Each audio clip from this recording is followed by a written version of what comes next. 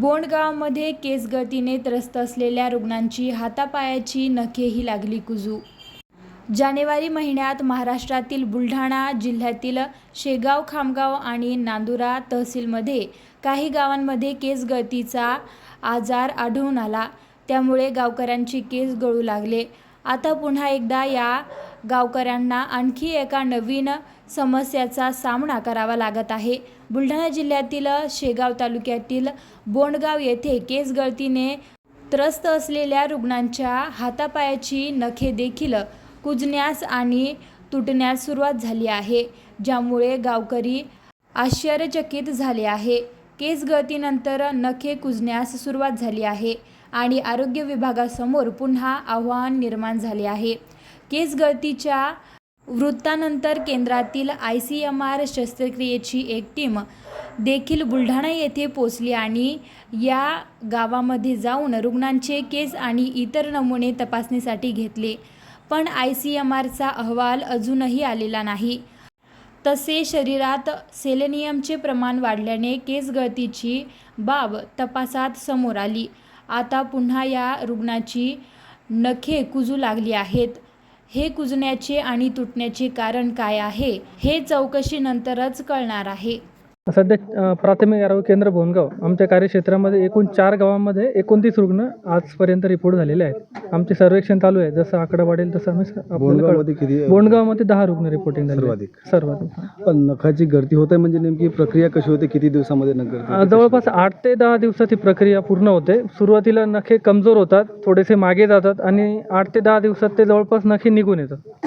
यापूर्वी केस गळती झाली होती, आता नखे गळायला लागले. दोघांचं काही साम्य काही आहे? कदाचित सेलेनियमचं वाढलेलं प्रमाण हे एक कारण असू शकतं, कारण की ब्लड इन्व्हेस्टिगेशनमध्ये तसं वाढलेलं प्रमाण आलेलं आहे, तर ते एक कारण असू शकतं. मात्र आता त्वचारोग तज्ञ डॉक्टर आलेले आहे, ते त्यानुसार ते कन्फर्म डायग्नोसिस आपल्याला कळेल.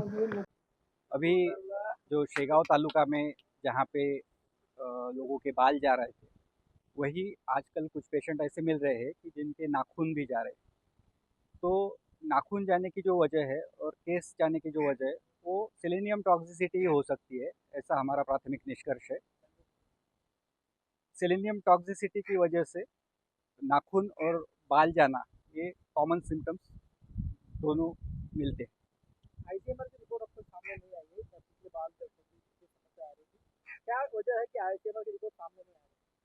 जी, अभी तक तो ICMR की कोई ऑफिशियल रिपोर्ट हमें प्राप्त नहीं हुई है, लेकिन एम्स नागपुर की रिपोर्ट हमें प्राप्त हुई है, जिसमें कि जो लोगों के सैंपल्स लिए गए थे, शरीर के जो बाल लिए गए थे, जो खून लिया गया था, उन सभी नमूनों में सेलेनियम का जो प्रमाण है वो बढ़ा हुआ आया हुआ है. और बाकी कुछ लोगों में कैल्शियम का प्रमाण कम हुआ है, जिंक का प्रमाण कम हुआ है. तो वो सब सबको मायने रखते हुए हम लोगों ने उस हिसाब से लोगों को दवा देना शुरू किया है. जिंक सप्लीमेंट है, बी कॉम्प्लेक्स है, इस तरह की दवाएं, कैल्शियम है, हम दे रहे हैं. और सेलेनियम टॉक्सिसिटी का एक सबसे अच्छी बात यह है कि वो रिवर्सिबल प्रोसेस होता है, कि जो जैसे आपने देखा होगा कि जिन लोगों के बाल गए थे उन लोगों के नए बाल अभी उग आए हैं और वो अच्छे हैं अभी. उसी प्रकार से जब नाखून भी जिनके गए हुए हैं वो भी वापस आएंगे. क्या कुछ सेलेनियम का सोर्स बताया जा रहा है, किस माध्यम से शरीर में जा रहा है? अभी तक तो सेलेनियम किस माध्यम से जा रहा है इसके बारे में हमें ऑफिशियल कोई रिपोर्ट प्राप्त नहीं हुई. हाँ, अभी 8 दिन के पहले नाखून जलना चालू हो गए. उसमें अभी पहले थोड़े बीच में दरार आती और धीरे धीरे 8 दिन में पूरे नाखून निकल जाते. और कुछ 20-25 तक पेशेंट है अभी यार. क्या कारण बताया जा रहा है, किसी आपकी बात हुई है, कितने लोगों को ये समस्या आ रही है? बात जिलाधिकारी, आरोग्य अधिकारी, DHO साहब से बात हो गई, CO जिला परिषद खराब साहब से भी बात हो गई, और उन्होंने अभी एक 7 रोग अधिकारी सांगड़े साहब, उनकी टीम और उनके सहकारी कुछ डॉक्टर यहाँ आए हुए और जो जांच कर रहे. कितने लोगों की समस्या आ रही है?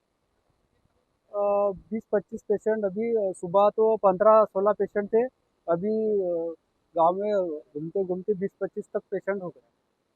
क्या कितने दिनों से ये लोगों की समस्या आ रही है? जिनके बाल झड़े थे उनको ही आ रही है और लोगों को भी आ रही है? नहीं, ज़्यादातर जिनके बाल झड़े हुए हैं उनको ही है, 99% कुछ एक दो पेशेंट ऐसे निकले कि जिनके बाल नहीं झड़े तो नाखून निकल गए। लोगों में डर डर खैर में अभी देखो कैसा है अभी जो पहले जैसा डर था जब बाल झड़ रहे थे, तो अभी नाखून के वजह से थोड़ा फार तो डर लोगों के मन में है।